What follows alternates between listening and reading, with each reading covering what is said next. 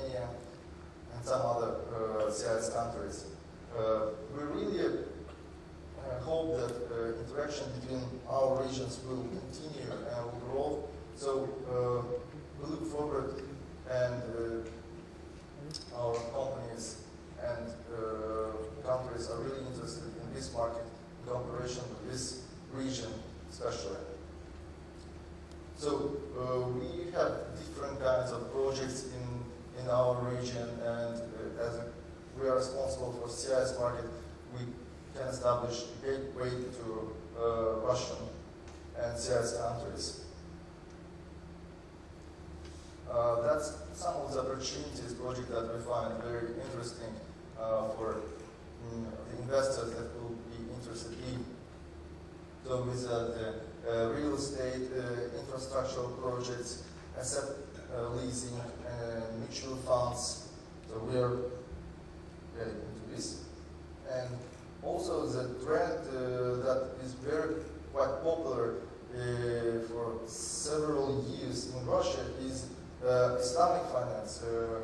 We really hope to make business in this field because people in Russia are getting to know better what the Islamic finance is, and we have good examples from your region, also from Malaysia, that they did a presentation yesterday, and our companies and our institutions becoming aware of the opportunities in this field.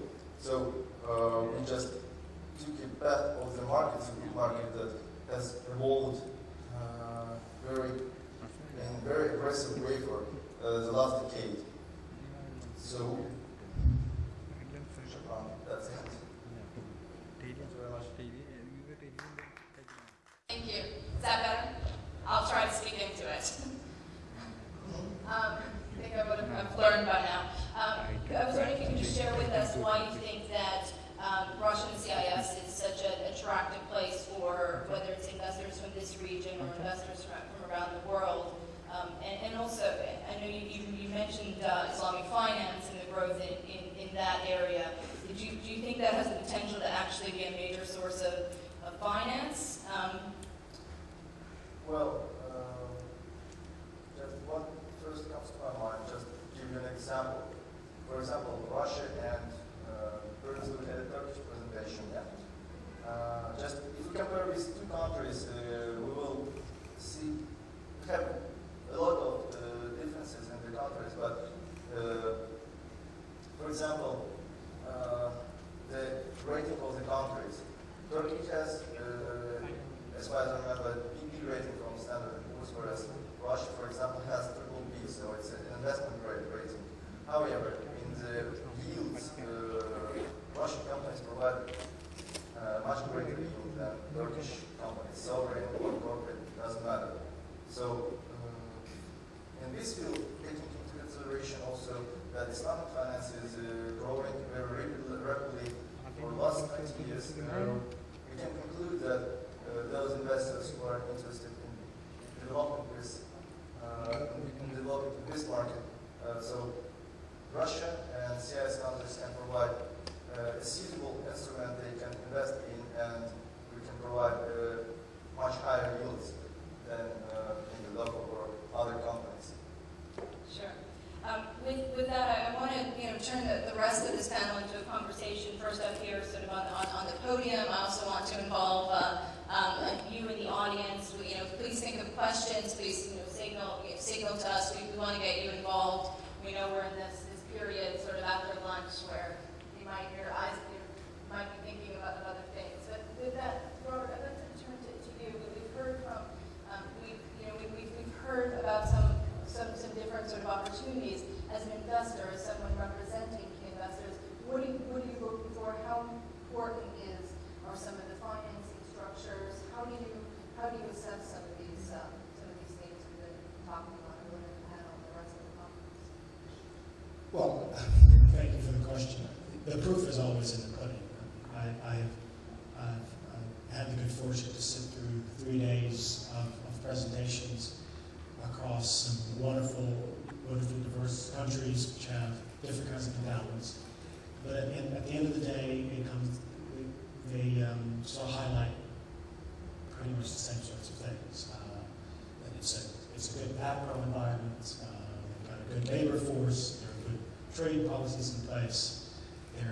opportunities.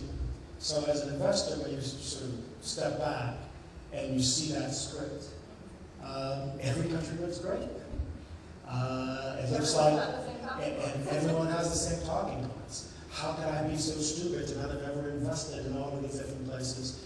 And so, but then when you sort of take it down a little bit, you really start to do your due diligence and do your work, there are subtle differences. And those differences don't come out. This is a great platform to sort of talk about, in general about how things work. But you really just have to get on the plane, get on the train, and visit these places and roll up your sleeves. You have to get local. And that takes a level of commitment that if you're not prepared to do as an investor, you're just not either going to find the hidden jewels, or let's assume for the moment that every investor that's up here is right, and that the endowments that they have and the risk returns that they're pronouncing are in fact correct. Well, what happens if you just then go in along with the crowd? You will get crowd-like returns. You will not be able to distinguish yourself from the money that has been provided to you in any reasonable way because you would have just followed the herd. So the first part I think about being a good investor is, yes, you need to sort of know what the market is thinking, but you must certainly be prepared to work a little bit harder. Otherwise, you won't get distinguishing returns, and otherwise you will either make the same mistakes that everybody makes. Now, if you're in the business of looking for comfort, where, gosh, if it's a bad decision, well, at least a whole lot of other people around me made that decision, and so, I won't be fired, but that's fine, that's a safe course. But at the end of the day, if you're taking in someone's money, or if it's really your own money you're putting to work, you got to dig a little deeper, and you have to do that by being on the ground. And if that's difficult, then you've got to find someone that you know, that you trust, that's really about building a relationship, not about doing a trade, not about being opportunistic, but looking at long-term horizons and knowing your risk tolerances. So that's sort of, at least from an initial perspective, how we search as an investor, try to assimilate a lot of the data that we've seen in the last few days. Sure. I'd like to bring you in and sort of your sense and your insights as a private equity investor, where you're making sort of largely longer term horizon decisions. You're committing to a location to a project for a period of time. How, first of all, what changes are you seeing to assess investments in a different way? But how important are some of the relationships that Robert just mentioned? Sure. I mean, if you look at what we do simplistically, it's basically we raise money from investors who entrust with us that we generate good returns for them over a 3 to 5 year period. We then take that capital and then we invest it primarily by backing management teams, backing families with existing companies that they want to raise additional growth capital to take their company from point A to point B, and effectively generating shareholder value for us and for the family shareholder, and also for the management team. And I think if you look at the private equity world, the business is very much a local business. You can't run private equity by remote control. For example, in Egypt, we have local presence on the ground. We couldn't invest in Egypt sitting in Dubai. In Turkey, we have local presence on the ground in Istanbul. You cannot invest in Turkey by just sitting and making investment decisions from Dubai, where we're headquartered. So in a way, you have to be on the ground, as my colleague was saying, and you're only as good as your last deal, effectively. So you have to be very prudent and very careful as to how you invest the capital, and also where you allocate it, and how you price it. Because one of the things that probably in this region, which is more nascent in terms of private equity, is the lack of sophistication of the counterparty when you come to invest in a company. Usually they expect very high valuations for something which may not necessarily be worth that much. And in some instances I've had situations where it's almost taken as an insult that we offer them a slightly lower valuation than where they think it is, and the transaction doesn't happen. But if you look at history where we have done transactions, the shareholder value that we've created for both ourselves and the management teams and the partners in our investments have been in excess of 3 or 4 times cash on cash. Now, in the region, it's obviously changing all the time, and we saw in quarter one the change that happened, whether it's in Egypt or elsewhere. That introduces new risks, but also removes certain other risks. For example, in Egypt, it was always a succession risk issue. That's now just been brought forward rather than remaining as an uncertainty. But it introduced other risks, like, for example, you start worrying more about foreign exchange, what's it going to look like in a year or two. You start worrying about inflation, labor actions, things like that. Well, there are two points that he brought up which I think are important to dive into a little bit. The first is sort of that investment horizon. I find that it is very difficult to be a good investor with a 3 or 4 or 5 year horizon.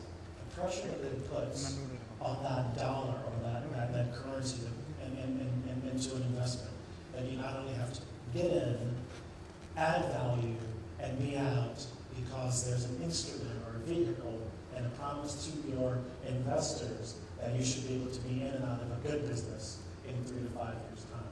Now, clearly, Abranches has done a very good job of that. Thus, the record is for itself. It's been able to go into good businesses, bring value, and harness that value and pay their dividend of that. That kudos. But I think that one of the things that should be viewed as an exception. Most of the kinds of investors that we follow and that we respect, and from our own experience, 20 plus years of sort of looking at how you put money to work, those are very, very short time horizons. And I'm afraid that perhaps shareholders and investors get spoiled in thinking, well, gosh, if a private equity firm can be in and out in 3 to 5 years, then what about all these other guys? And so you get this creep, and you start getting these shorter, more condensed periods of time where people are expecting their money back sooner and sooner and sooner. That money has to sweat, and time and effort and work has to go into that. So that's one way I think, and a sort of way that I think we're different, is that we just don't believe that we're smart enough to go into a true investment opportunity and be in and out of it in what we think is a relatively short period of time, given the life of that business. Or at least not necessarily wanting to commit yourself to having to do that to exit in that time horizon. I mean, and you know, to your point, we have a situation where not only is there a short-term horizon, but those short-term horizons keep getting shorter and shorter from seconds. Do you think, and I'm going to ask one more question, then I want to bring in Mario Stanousis, who unfortunately joined us a little bit late, was having to be in 2 places at once. So welcome. But I just wanted to ask one question, and to both of you, and to anyone else in the panel that would like to comment. But to what extent do you feel that the instruments are in place to be able to, or what would be some of the instruments in place to take more of a longer-term horizon? If, one of the reasons to take a private market approach is to avoid some of the ups and downs of the public markets, to get more, to get more value from companies that may not be accessible in that way. Are there other instruments, especially in this region, that you think could help manage that risk in a better way? We talk a lot when we think about the MENA region about the lack of a developed bond market and other things like that. If I could clarify one point, which is in relation to our investment horizon, we like to look at 3 to 5 years as our exit period, but the funds are 10 years plus. And so in a way, we have the luxury of time, but ultimately our investors are also expecting an IRR rather than just a multiple of money. And so what happens is the longer that drags out, the less the IRR that they're more likely to get over the time period.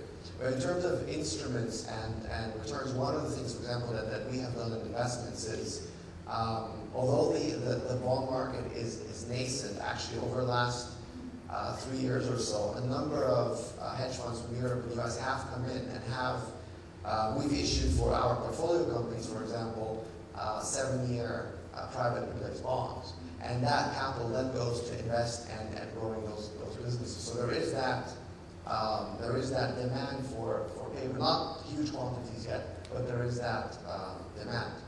The other approach that we've done in the event that we're holding, that the holding period is extended for whatever reason, is effectively pay out a dividend to investors earlier on, which basically supports the overall IRRs of the business. But I do agree with my colleague here that the one risk in Middle Eastern private equity was that between probably 06 to 08, investors got very spoiled because the holding period became 1 or 2 years.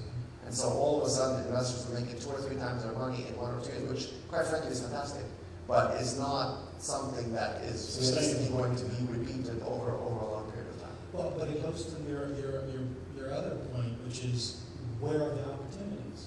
And most of the opportunities, and there, I believe it's the case of Turkey and many parts of Russia and CIS, are in family businesses. And certainly here in the Middle East, 90+% of the economy, based on certain measures of value, comes out of the family businesses. So on one hand, you have an interesting dilemma, right? You're an investor and you're going into a family business. And that family business can very well be 30, 40, 50 years old, on into its second and third generation. And you want to encourage them to take a multiple that you think is fair. And if they're going to do it for the multiple, then they're, to my colleague's point, they want such a high multiple to walk away so they can say, even if that private equity guy, even if that investor screws this up, the stock exchange punishes me, or whatever, I made so much money from it, I can just sort of walk away. And it's a challenge to step inside that family business mindset in such a way where you can show them that you really are thinking like an owner, you really are thinking like a partner, but that you're also somehow going to shield them from this short-termism that often comes when they list, because that's one way that you're going to exit, or often comes when you're trying to do a trade sell, that's going to have a different view about how that legacy is going to be promoted in generations. So not only do you have the business case that you have to get right, you really have to understand the cultural environment of that family patriarch in order to structure something that appears to be a win-win for everybody. Well, I think this actually just goes back to the bigger point that you started out from, which is in a sense that you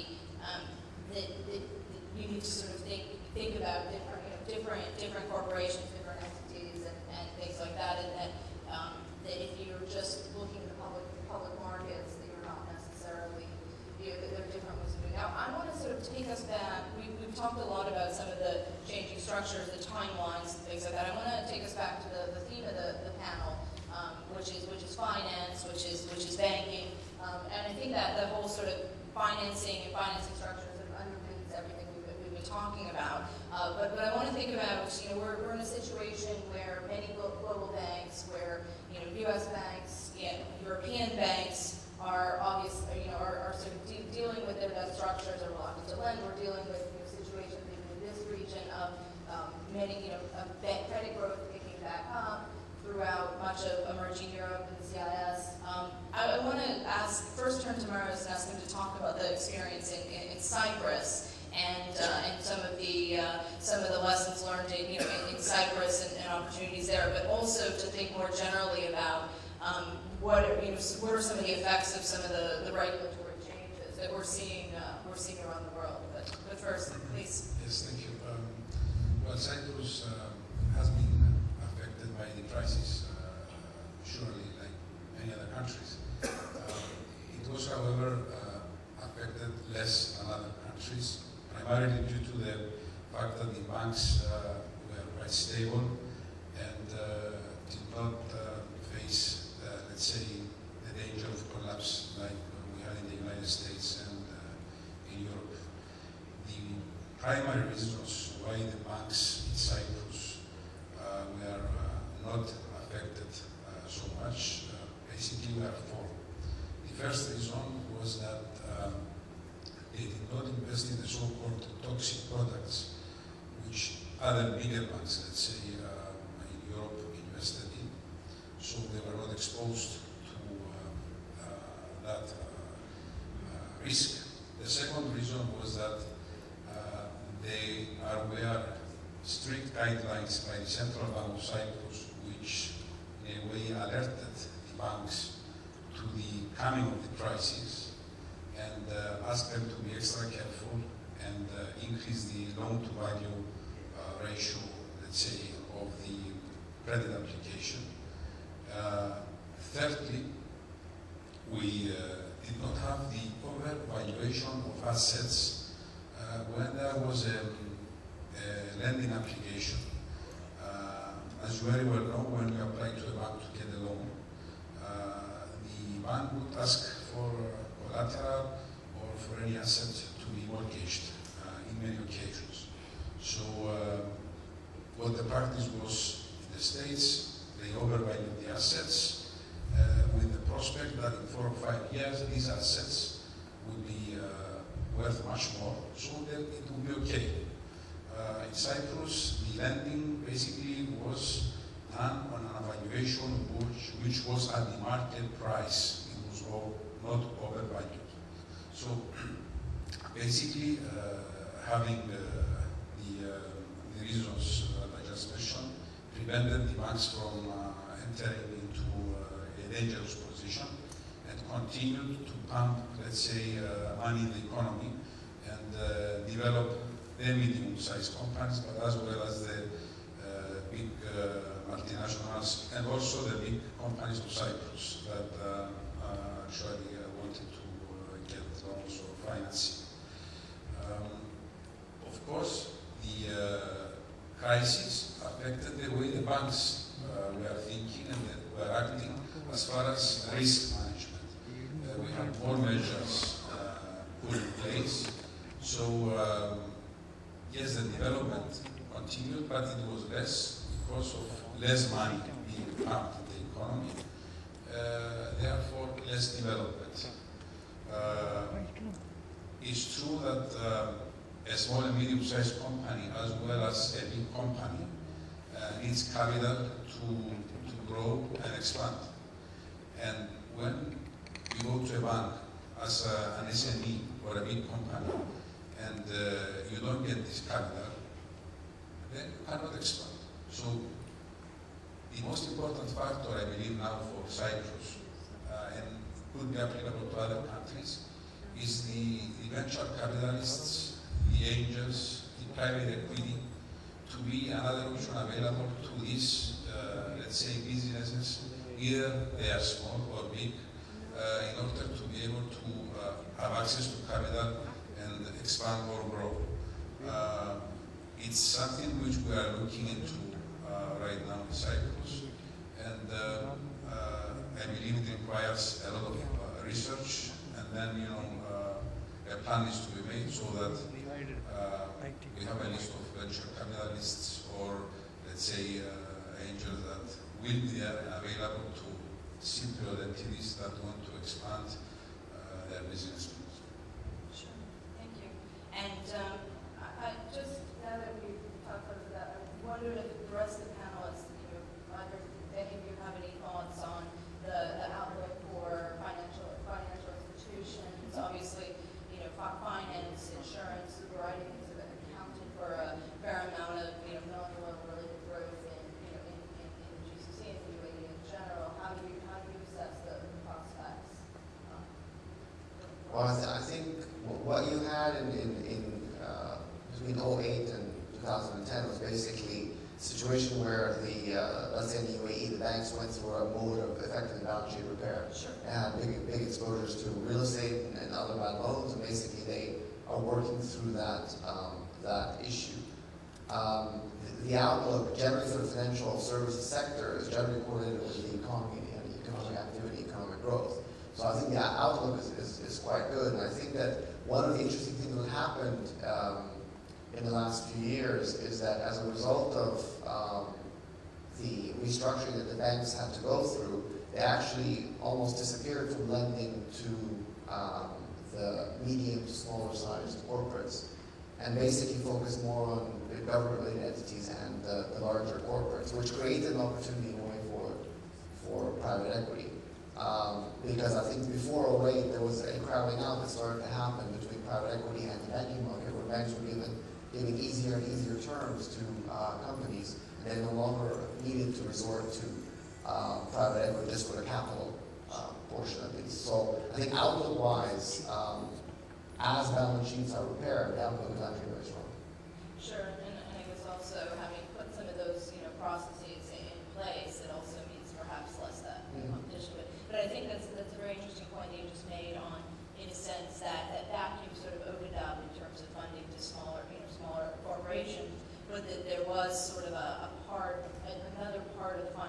structure placed, private equity in this case, to lend to the more promising, of those. And I think that's perhaps a distinctive, feature in certain regions.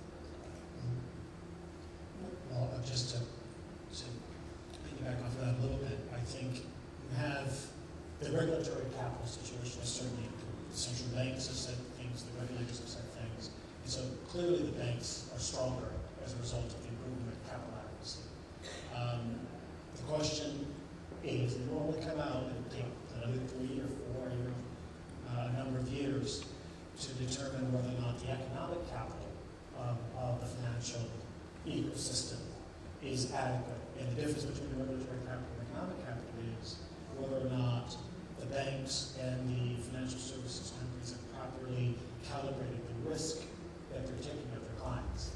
And so when you lower the main lending, the question then is, have you increased your ability to know your client? Not in a regulatory way, like the KYC and all of that, but in an economic risk kind of way, which then also means that it creates a different type of organization you're trying to build. You can't just build an organization with good relationship managers. They may have relationships with those companies that you're lending to. You have to have bankers and analysts and professionals that actually understand the industries and sectors at a much more rigorous and analytical way in order to make sure that your economic capital suits the kind of business that you're in. Because part of what happened when this was local is that the banks end up taking equity risk and not knowing it because they didn't understand how to price the risk of the businesses they were in fact lending to. And not being paid. And not being paid for that risk. That's right. And more broadly across, it goes back to the competition and the crowding of the market. I want to see if there's if there are questions from the audience, because we've been having. Does anyone have any questions? Oh, okay, up in front. I think there's, or in the second row. Thank you.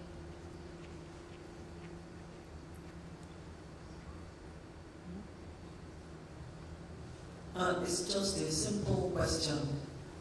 What is the interest rate like? In Nigeria, it is 2 digits, but for the country you are talking about, is it a single digit interest rate? Yeah, so, simple question. Yeah, in UAE, it's around 2-3%. You don't mean it. Beautiful. In Cyprus, it varies between 4 and 7%. Cyprus. Share with us about Central Asia and Russia, because I know interest rates there are significant, Well, in part because of inflation, some of the same reason as in Nigeria. But not like as Nigeria, but we have single digit and also the double digit. So it's definitely. Part of the significance of having this interest rate gap is you see a lot of carry trades happen. Can you borrow in a country with a low interest rate and deploy that capital in a country where you can get a higher return off the back of having a lower cost of capital? And so multinationals and even regional companies and regional champions that are able to exploit and leverage that carry difference across interest rates globally are in a very nice position now, provided they can get the money in the first place. So the second point is, even when interest rates are at 2 or 3%, and we answered the question that you asked, it was a simple question. The question is, given the balance sheet repairing that has happened in the last few years, how much of that money is actually going to lend out? Can you actually get access to that cheap credit? And that's a different question, and a little bit more complex. Yeah. And I know one of the things, just to sort of put this in a regional context of sub-Saharan Africa, most of the frontier markets there, we have a situation where the spread between the bank lending rates, but even if you have access to it, are so much above what the benchmark sort of short-term interest rates are, and then you have a whole set of access issues. And one of the challenges that central banks there are facing is that even as they eased monetary policy and eased interest rates, that wasn't necessarily passed through to the banking system. But to Robert's point on the carry trade, I think this is another sort of dilemma for especially some emerging market central banks, especially countries like Turkey, countries like Brazil. These are all countries we've heard from their representatives here today. They want capital. They want, especially long-term capital investors who are there to stay. They don't necessarily want they're not as welcoming to the short-term capital that might go in today, leave tomorrow, and cause a lot of disruption in that. And so and we've seen a number of countries take on capital controls and different sorts to deter hot money. We've seen a variety of measures while still trying to encourage the foreign direct investment that we've been talking about for 3 days is so important to economic growth and development and employment growth and all these goals that we're talking about here. And that's particularly, I think, complicated in a period where interest rates are very low in a lot of the originating markets in places like the U.S. and in the Eurozone, where even though the ECB has started to hike interest rates, it's not going to go very far very fast. So, are there further questions? Just I'm sorry. one important issue, I believe, is that has not been looked into it very seriously, at least in Cyprus, is that we have young people, who are graduates from universities, and they have very bright ideas, and they have very good business plans which they manage to prepare, from experts. But when they go to the banks, because they have no previous business experience, or it's a new company, let's say, that was set up, when they go to banks, they don't manage to get capital to materialize their projects. And there are quite some bright ideas and bright, let's say, plans that could have been financed, let's say, and then lead to jobs and lead to development in an economy. I'm not sure if it's the same in the other countries that the panelists represent here, but I believe a lot more thought needs to be made on the new businesses and the startups and their access to capital. Just a comment. No, and it came up in one of the